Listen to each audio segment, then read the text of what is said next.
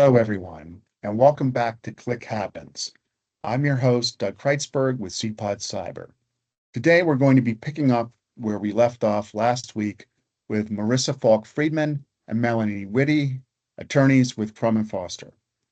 Last week, we discussed some of the uses of AI when it comes to cyber events and what that means from an insurance standpoint. So if you're interested to hear more about what they have to say about that, please be sure to go back and listen to that episode. This week, we're going to be talking about digital privacy law and how that has been affecting businesses throughout 2025. Enjoy the episode and don't forget to leave your thoughts below. We love to hear from you. We've talked about the evolving exposures with AI. There's also, evolving state, federal, international rules that are coming that are affecting and shaping cyber exposure. Melanie, what can you kind of speak to what you're seeing? Yeah, so 2025, we were lucky in the sense that in previous years we'd seen sort of massive overhauls in either particular states, like California a couple of years ago did an overhaul of its entire data breach notification laws, in other states in various years. In 2025, we're really seeing just small tweaks here and there, but it's making it in some ways even more complex and tricky because, as we all appreciate, and just to make sure that every listener has sort of the same foundation, currently in the United States, all 50 states have their own data breach notification laws and own privacy data laws. And so those laws, unfortunately, do not, they overlap, but they aren't the same, which is to say that each different state has a different definition of what's protected information. Some states say, social security numbers, and bank account numbers. Other states might say, oh, only this part of the number. If the whole number isn't exposed, it doesn't trigger notification. Some states say, okay, once you get past the hurdle, like, is this information protected information that might trigger notification? You might then have to cross the hurdle of, well, was it even a data breach? Some states define data breaches based on was this protected information accessible to the threat actor, or did it actually have to be acquired? And then you have different timing for notifications, and then you have even what constitutes proper notice varies from state to state. And not only does it vary from state to state, some states conflict about what is in that notification letter. So if you're in one state, the state might require that the company giving notice will say how many people overall were impacted by the data breach. Other states explicitly say in the legislation, you can't provide that information. And this is all to say that you really have to be working with a subject matter expert. You can't be working with a journalist as much as you may love your GC, frankly, or even your outside counsel that helps you with all of your contract negotiations. There isn't 72 hours for them to become, a subject matter expert on 50 different states' laws and try to grapple with the different timelines. Because unlike in an automobile accident or certain like property issues, the laws that apply are not dependent upon the state and where the business is operating from. Rather, the laws that apply are dependent upon the state of resident for whose information has been compromised. So while you may be a Pennsylvania company and even all of your employees for the most part may reside in Pennsylvania, Pennsylvania law isn't the only law that will apply. The laws that apply will depend upon each state of residency of the persons for whom, if it's HR data that's been compromised, each state. So you might have New York, you might have New Jersey, you may have Connecticut. If you have customer data that's been compromised that constitutes protected information in this global economy, you easily will have a data breach that could implicate, 30 different states' laws. And again, you have to deal with all of these timelines. So it is becoming more complex, even though we haven't seen a major overhaul in 2025. The tweaks are meaningful and important. So as an example, Connecticut, Montana, Oregon, and Colorado all moved to strengthen their frameworks and broaden protection. And there's a big focus on data involving minors and precise geolocation data.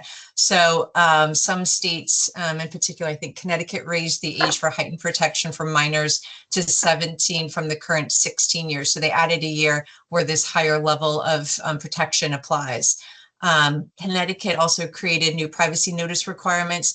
They expanded what qualifies as sensitive data to include neural data and treatment and disability status. And it's just another example of how if you have information about a Connecticut resident, that same information in another state may not trigger notification, but there it will. And so really subject matter experts is vitally important. And the other wrinkle to it, and the reason why we sort of really stress you have a subject matter expert, is that all of these changes don't happen at the same time. So you really need somebody who's doing this day in and day out, because as we all appreciate, all these different state legislatures are on their own calendars. They have their own timelines for when bills get enacted and then when they're enforced. And so being able to keep abreast of that, if you're only looking at it once a year or every 6 months, would, frankly, be deficient and beneath the standard of care. And so what I would say to the listeners is you really want to look at your policy and your coverage and make sure that your policy and the coverage that you have reinforces the importance of and supports the need for you working with a expert in data breach litigation and privacy laws. Not all policies require it. Not all panels are the same. And so that is of the utmost importance.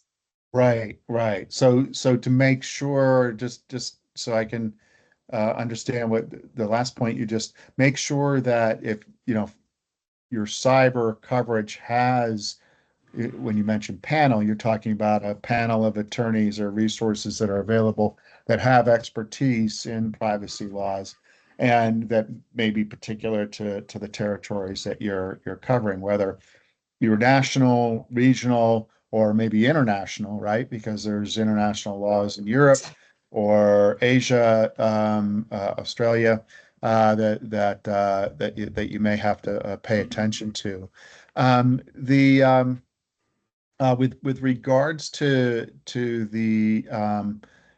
these laws, um, uh, are the from a proactive standpoint, does that mean that I may have to have a different approach to marketing in one state versus another? Absolutely. Ugh, Or you might have to sensitize what your marketing approach is to hit the common denominator. But I will say right, that could be fairly tricky because some of the new, obviously it depends on what your product is and what have you. But right, certainly with respect to age, there are a lot of laws, and it's becoming a focal point of a lot of legislatures and regulators in terms of the advertisements and the marketing towards minors versus adults as well. And so you certainly will see different guidelines in that arena. And then from state to state, the scrutiny and the protections that certain states have for their minors, it does vary from state to state, as well as like data geolocation information is having a lot of scrutiny. So while you may be able in a particular state resident collect certain information and another state, not only is that against the regulation, you may receive an automatic fine for doing so if caught. So it really does require a data breach expert. right, right. And this isn't, when we talk about data, are we talking just personal data? So if I'm selling widgets to other businesses, I'm a B2B company, do I have to worry about this? Yeah, so if you're looking like IP information as opposed to like an individual's information, it depends on the state. And I always hate having to say it depends. But I certainly think that any information as a company that you've been entrusted with, you should scrutinize with, sort of ask yourself a handful of questions. One is, do I need this piece of information to run my business? If you do not need that piece of information, you should not collect it. You should not let it run through your network. You should not receive an email about it to the extent possible. because the best way to sort of limit liability is make sure that you're only receiving and collecting information that you need to do for your business. And this is for two reasons. One, if you have a breach, obviously you don't want to have to be sending out notices for data you never even needed. So you're just increasing your exposure there. But two, Right. regulators will ask and will look into it. And so, you know, apart from the fact that you've now had to give potentially notice to a group of people you may not otherwise have had to, had you been more specific and careful about the information you were receiving and collecting, regulators ask you about it and will potentially fine you for it, right? So they want to know, why do you have this information if you don't need it? And you don't want to obviously increase your exposure and liability there. Right, right.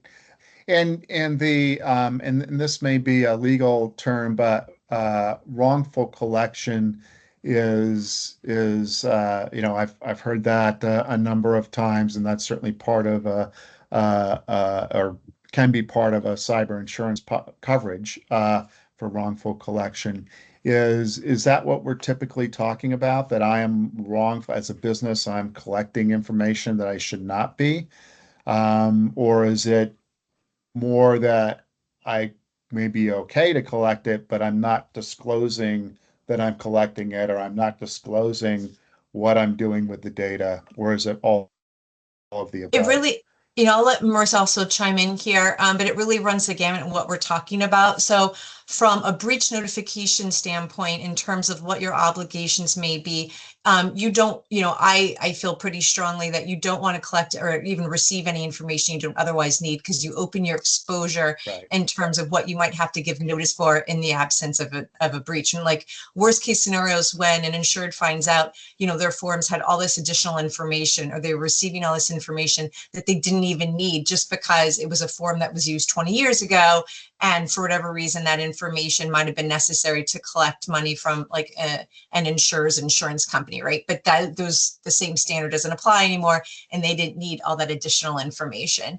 But now, because they were collecting it, they have to give out notices that they could have otherwise avoided. So I think in that respect, certainly I put a lot of emphasis about, if you never even touch it or see it, clearly your liability is going to be smaller. With respect to like sort of third party outside of a data breach, but third party and wrongful collection, I'll have Marissa chime in, but I think you also hit the nail on the head, that it can be it's not always just the collection. Sometimes it's the disclosure, right? And so in and of itself, you may not be in the same hot water. got it. Yeah, and just to piggyback on that, it depends on what laws we're talking about. Some laws involve the wrongful collection, like with, for example, biometric data or neural data. In other contexts, it's for the wrongful disclosure. So in the data breach context that Melanie was just describing, it's not necessarily the wrongful act being alleged is not that they were collecting the sensitive information. It's that as a result of the breach, it was disclosed and became available to others who were not authorized to see it. And so that's a really important distinction in terms of the wrongful disclosure, as opposed to, in certain states, as Melanie was alluding to, wrongful collection, for example, of geolocation data, or wrongful collection of biometric identifiers. Right, So it's really important to appreciate that both can be problems, but in different contexts. right, right. And I think it also brings to fore that the concept that you really need to know what data you're collecting. And that's really where it needs to start. And unfortunately, I know a lot of businesses that I talk to really don't have the understanding that perhaps they should of what they're collecting. And also, going back to Melanie's point of why are we collecting this? I know we've always asked for it, but do we really need it? And then how long are we holding on to it, right? I mean, there may be statutes that we have to hold it for 7 years or 8 years or whatever, but are we really, managing the data appropriately so we're not holding on to things that we don't need and it's just adding to our exposure there. I think that's exactly right. Not only being mindful that, okay, we have this information, we're required to collect it or keep it for 7 years. What I think also it depends and can take like a close examination on how you store it, right? So if your business isn't actively needing it for the 7 years, keep it in cold storage, move it over, segment it from off the rest of the network, right? So you can still be legally required with regulators, but you're not opening your exposure up by having, years and years of back data, right? And so it's how you store it and being thoughtful about it also can play a role and help limit your exposure. Right, right.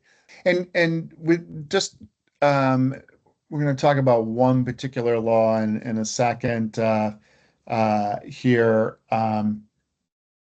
But when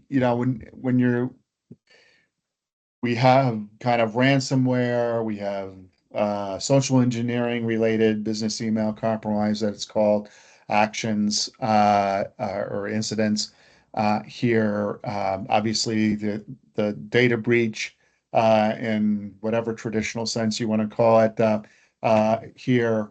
How is privacy becoming more of an emerging area that you're spending from a claim standpoint more time on now than perhaps a couple of years ago? And do you see that kind of growing as the states are, beginning to act more and more laws here? So I think, we're seeing a couple different sort of litigation trends. One of the main trends I would sort of note from a data privacy standpoint is that it used to be a fairly good rule of thumb and just a handful of years ago that if you had a data breach or you had information, unless it was like a direct one-to-one, like about IP information, but just sort of a general data breach, if it didn't involve at least 100,000 people, you weren't going to have a lawsuit, right? You may have a little bit of regulator scrutiny where they would sort of do due diligence, but there wasn't the time and investment. We now routinely see class action lawsuits filed for hundreds of breaches that involve just hundreds of people, much less 100,000. So it is not necessarily that the laws and the right to sue has changed that much within the states, but just that, the occurrence and frequency of it, you would think in some ways might have made the plaintiff's bar and people sort of become immune to it and not really care. We're seeing sort of the opposite. The activity and the filings are happening fast and furious. So I think just recognizing that if you have a data breach, it's no longer once you're up and running, it's not a question of will you be dealing with it for a few days or a few months. It is something that you will be dealing with for years. When you take it and factor in the regulators and the litigation that will more likely than not result from the incident. Right. Yeah. Interesting. To piggyback on that, there are regulators who are following up with our insureds on breaches that occurred a number of years ago. So you may think that it is all in the rearview mirror and then receive the regulatory investigation. So it's certainly a much longer tail that these incidents are continuing to impact your experience as you're trying to return to just doing your business. Okay. All right.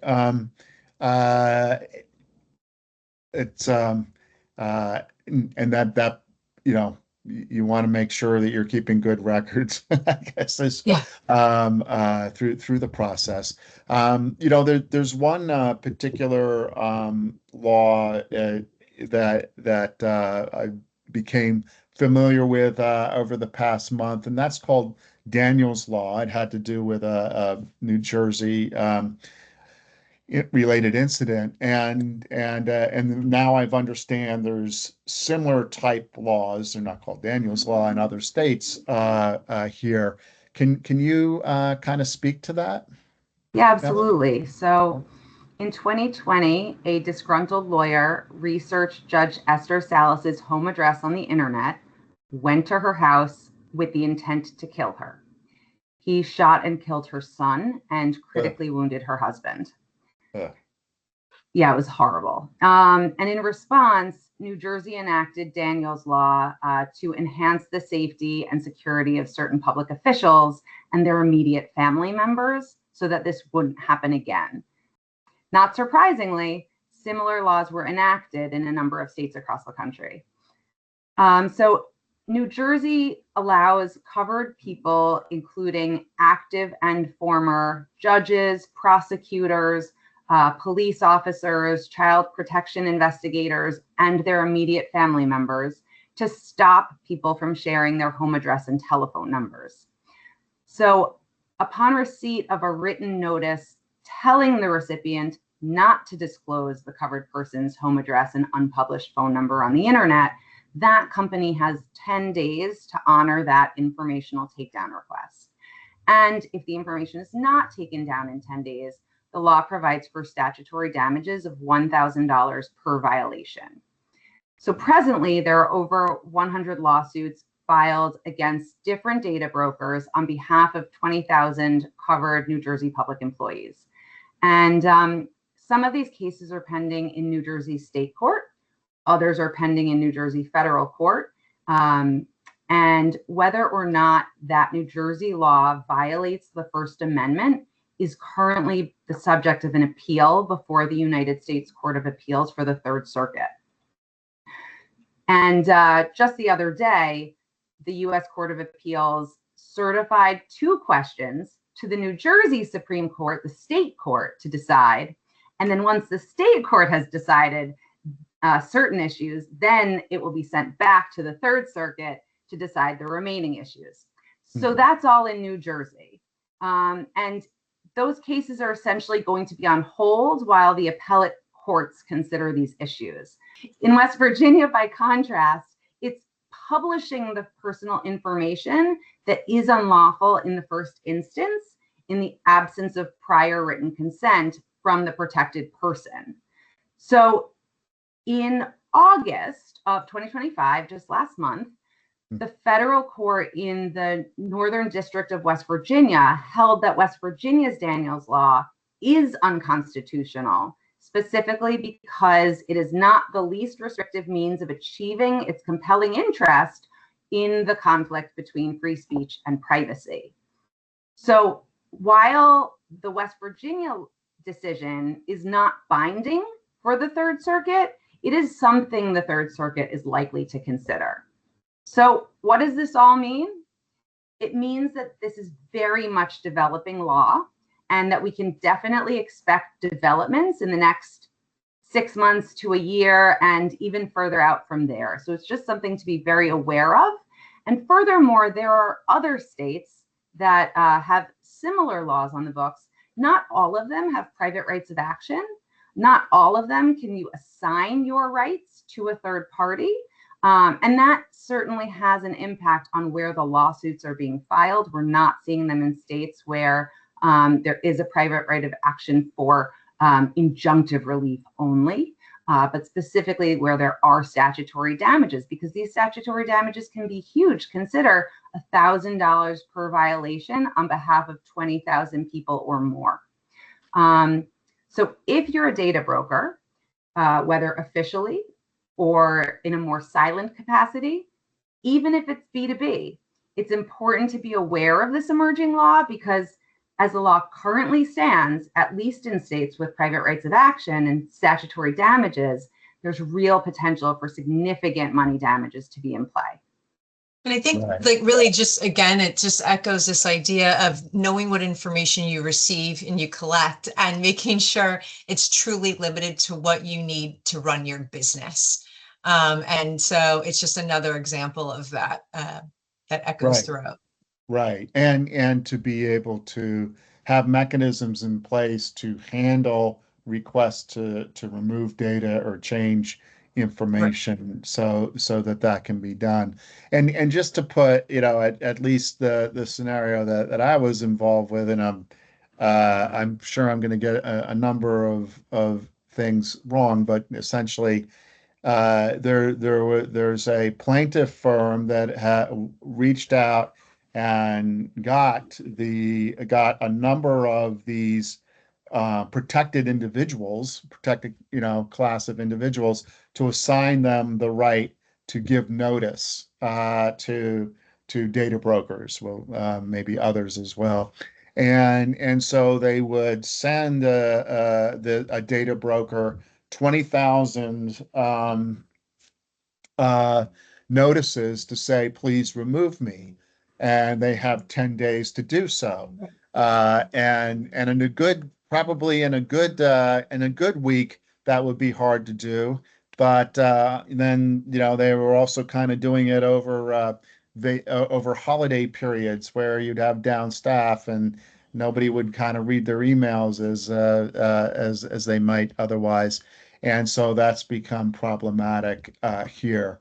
So, when you're talking about the right of action, I guess those are things that can be problematic because you do have plaintiffs. I'll say they're gaming the system. You don't have to say that here, but that let's just say that they're kind of figuring out how they can best put themselves in a position to win. I think that's exactly right. And you really want to pay attention to the assignment of rights, right? And that's really where you see the strategy behind some of the notices that people receive. And I think, what you're hitting upon also is just recognizing. So if you're mindful about the information you receive and how you collect it, making sure you have, as a company, the infrastructure to delete it if you get the request, right? So, that company receives 20,000 requests. They had, as you say, maybe only 4 days by the time they recognized it, and given the holidays or whatever the circumstances, do you have the infrastructure in your company to handle, sort through, and manage the data that you maintain? Right, right. So, boy, I'm afraid to turn on my computer now. I'm going to shut this down right after this meeting and just run to Montana or somewhere. But although Montana, it sounds like, has pretty strict privacy laws, so maybe I'll try going somewhere else.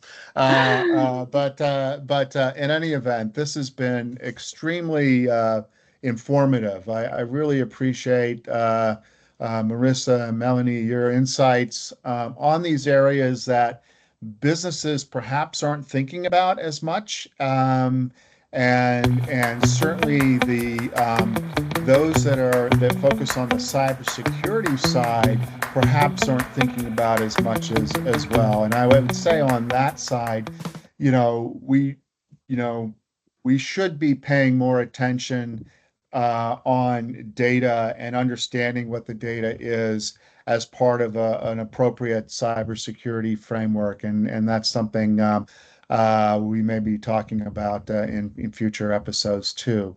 But thank you so much, Melanie and Marissa. This has been great.